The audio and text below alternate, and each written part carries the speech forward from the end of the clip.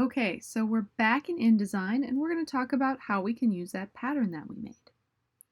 So just like in anything in InDesign, if you want to add something, add a photograph, you have to place it.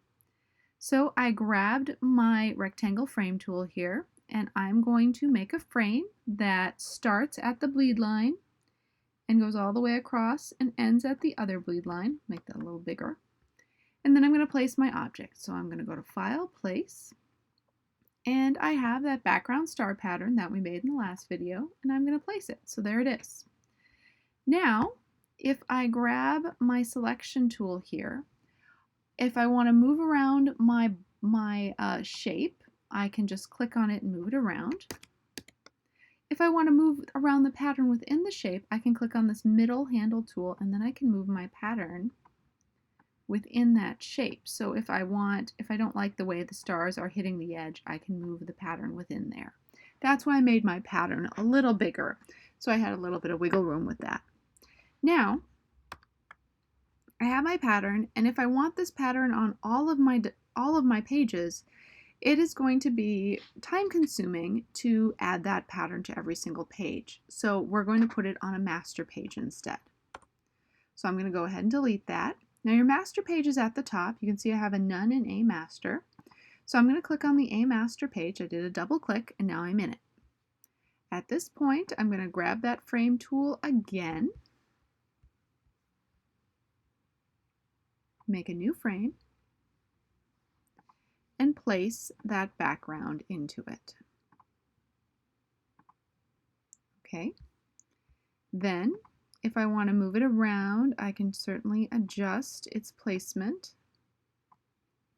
Probably not that far because now I have the edge.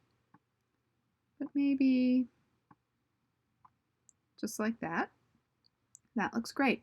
Now if you look, when I did that, that has been applied to every single one of my other pages. That's what the master page does.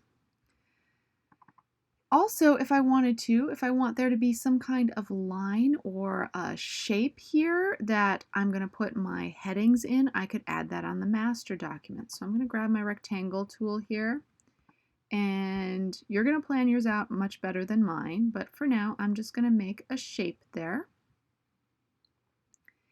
And I'm going to go to my properties panel, and I'm going to fill that shape with the paper color, because I don't want my background to be distracting. And I'm going to move that shape maybe about there. So if I go back to my pages, now I have that shape where if I want to, I can now take my intro and pop it into the shape. And the same thing with my research. And put it into the shape. If I wanted to, I could center it. I can certainly play around with the placement. But now, in every single one of my pages, that shape is going to be in the exact same place. So I don't have to worry about trying to make sure that it's in the same place every time. Now, when you make your master page, that's fantastic, but your first page, your cover page, should be different. It should be related to your master page, but it shouldn't be your master page. So up here where it says none, I'm just going to take that and grab it and drop it right onto my cover page. You want your cover page to stand out, to be an introduction to your process journal. Now I might add something that's similar to my background. Now my background is just stars, but you want to choose some kind of background that is relevant to the content of your process journal.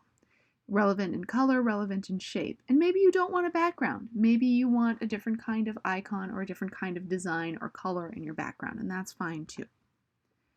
So I'm going to make a frame here, and I'm going to place another object that I made. I made a single star in the same style, and there it is.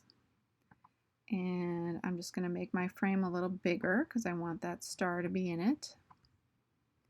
And then I can just move the star so it's completely in the frame, and I can decide where I want to put it. Maybe I want my star to be over here, and maybe my process journal, the title of it is How to be a star.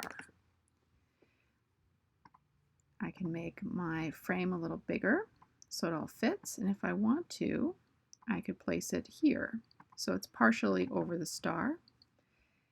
In my properties panel, I can make it even larger.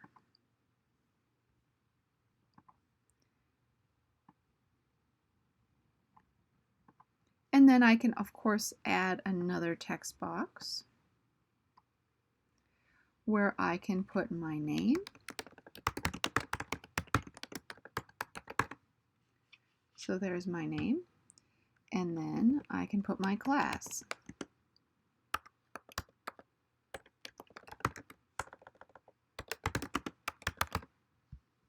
Okay.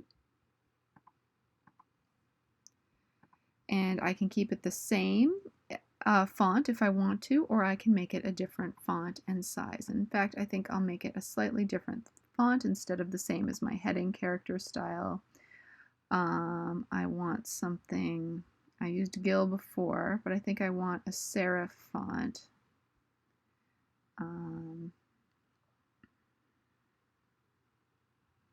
I would spend a little bit more time choosing that, but that's what I'm going to use for now. And I can make it a little bigger, maybe about that size. Looks okay for now. And then I'm going to adjust this a little bit so that it fits more appropriately. So that's just an introduction to using your master page so that you can have a similar or the exact same kind of background in all of your pages, as well as how to make your cover page a little different just by dragging the none onto it. You can make additional master pages if you want to as well, and you could drag them. Maybe you want the heading to be every other page on the top and the bottom. That is a way you could do it just by choosing a new master, and that would be master B. And there it is. And I can do the same thing. I could take my master B document. I could create a frame.